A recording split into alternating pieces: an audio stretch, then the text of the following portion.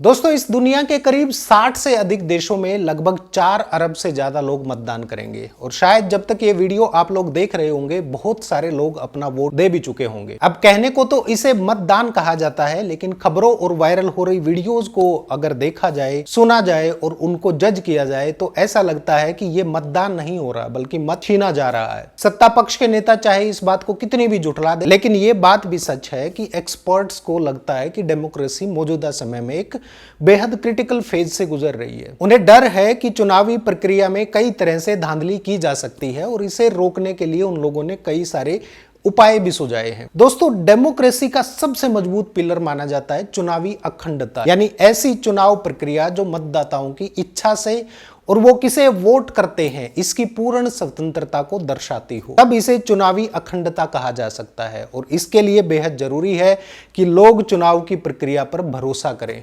जिससे वो मतदान के दिन वोट करने के लिए अपने घरों से बाहर निकले। लेकिन हालात क्या है, ये सब आप लोगों के सामने है। आप में से बहुत सारे लोग ये बात नहीं जानते होंगे कि चुनावी प्रक्रिया एक चुनाव के खत्म होने से लेकर दूसरे चुनाव की तैयारियों तक चलती रहती है और इस पूरे क्रम में किसी भी समय मतदाताओं के साथ हेराफेरी हो सकती है। चुनाव विशेषज्ञों का कहना है कि चुनाव के दिन केवल नौसिखिए ही धांधली करते हैं।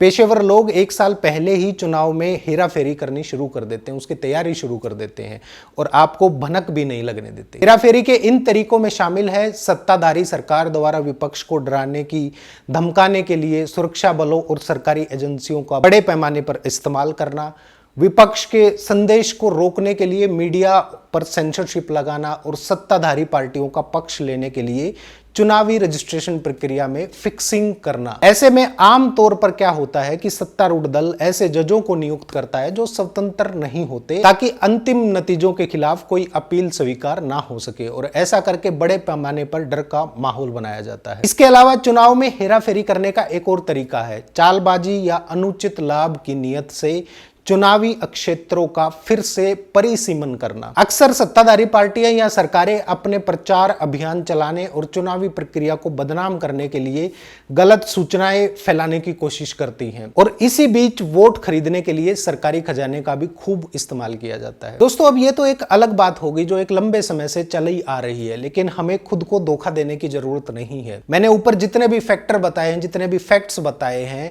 चुनावी धांधली को लेकर, वो सब हमें देखने को मिल रहे हैं, जो हमें महसूस करने पर मजबूर करते हैं कि शायद हम लोकतंत्र के बुरे दौर में हैं। दोस्तों, ये बात किसी से छुपी नहीं है कि अगर लोग ऐसे लोकतंत्र में रहते हैं जहां हमेशा से ही चुनाव में धांधली होती है, तो देर सवेर उन्हें इसके नतीजे का सामना भी करना पड़ेगा। सोचने वाली बात है कि अगर यह सिस्टम हमें असली चुनाव करने का अधिकार नहीं देता है तो वोटिंग या राजनीतिक हिस्सेदारी का क्या मतलब रह जाता है। दोस्तों, इस पूरी चुनावी धांधलियों को समझने के लिए सबसे जरूरी है कि हमें यह पता होना चाहिए कि कानून की नजर में क्या अपराध है और क्या नहीं। आज की इस वीडियो में मैं आप लोगों को कुछ ऐसी ही चुनावी अपराधों के बारे में बताऊंगा जिनके बारे में शायद बहुत सारे लोगों को नहीं पता है और इसी बात का फायदा राजनीतिक दल उठाते हैं। किसी भी इलेक्शन में दो सबसे महत्वपूर्ण शब्द होते हैं, उम्मीदवार और चुनावी अधिकार। हम कोई मनगढ़ंत बात नहीं करेंगे बल्कि सीधा जानेंगे कि भारतीय दंड संहिता के तहत इन शब्दों की क्या परिभाषा है और कैसे अपराध के लिए क्या क्या दंड निर्धारित किए गए हैं। दोस्तों, उम्मीदवार वो व्यक्ति होता है जिसे आधिकारिक तौर पर चुनाव लड़ने के लिए नामांकित किया जाता है और ये उस व्यक्ति का चुनावी अधिकार है कि वो चुनाव में खड़ा हो, चुनाव में खड़े होने से पीछे हटना या चुनाव में वोट देने या वोट ना देने का उसका पूरा अधिकार है। अब बात आती है चुनावी अपराध और उसकी पनिशमेंट को लेकर। इलेक्शन में सबसे ज्यादा रिश्वतखोरी चलती है और आईपीसी के सेक्शन 171 के तहत चुनाव में रिश्वतखोरी पर रोक लगाने का प्रावधान किया गया है और कहा गया है कि रिश्वत को किसी भी तरीके से प्रयोग करने के लिए प्रेरित करने या अपने चुनावी अधिकार का प्रयोग करने के लिए पुरस्कार के रूप में किसी भी प्रकार की संतुष्टि देने के रूप में परिभाषित किया गया है। इसमें वो सारी सिचुएशन शामिल हैं जहां कोई अपने चुनावी अधिकार का प्रयोग करने या किसी अन्य को ऐसा करने के लिए प्रेरित करने के पुरस्कार के रूप में अपने लिए या किसी दूसरे के लिए संतुष्टि स्वीकार करता है, किसी तरह का कोई लाभ या लालच स्वीकार करता है, वो सारी चीजें रिश्वत मानी जाएंगी और ये अपराध है। हालांकि सार्वजनिक नीति की घोषणा या सार्वजनिक कार्रवाई का वादा करने जैसी कुछ गतिविधियों को रिश्वत नहीं माना गया है। आईपीसी संतुष्टि देने और स्वीकार करने को भी डिफाइन करता है, जिसमें संतुष्टि देने या स्वीकार करने के प्रयास और समझौतों को भी शामिल किया गया है। सेक्शन 171C के तहत जब कोई व्यक्ति किसी के चुनावी अधिकार में हस्तक्षेप करता है और उसकी स्वतंत्रता को खतरा पैदा करता है, जैसे किसी उम्मीदवार या मतदाता को चोट पहुंचाने की धमकी देना या उन्हें यह विश्वास दिलाने की कोशिश करना कि उन्हें या उसके किसी प्रियजन को दैवीय नाराजगी या आध्यात्मिक निंदा का सामना करना पड़ेगा, ये आईपीसी के सेक्शन 171C के तहत अनुचित प्रभाव माना जाएगा, जो कि एक अपराध है। सेक्शन 171D के तहत प्रतिरूपण धारण करना भी अपराध की श्रेणी में आता है। प्रतिरूपण यानी किसी अन्य के नाम पर, चाहे वो जीवित हो या मर चुका हो, फिर किसी की काल्पनिक नाम से वोट देना शामिल है। इसमें एक ही चुनाव में एक से अधिक बार मतदान करने का प्रयास या ऐसे करने में किसी अन्य की सहायता करना भी शामिल है। दोस्तों, सेक्शन 171E के तहत चुनाव में रिश्वतखोरी के लिए दंड का प्रावधान किया गया है।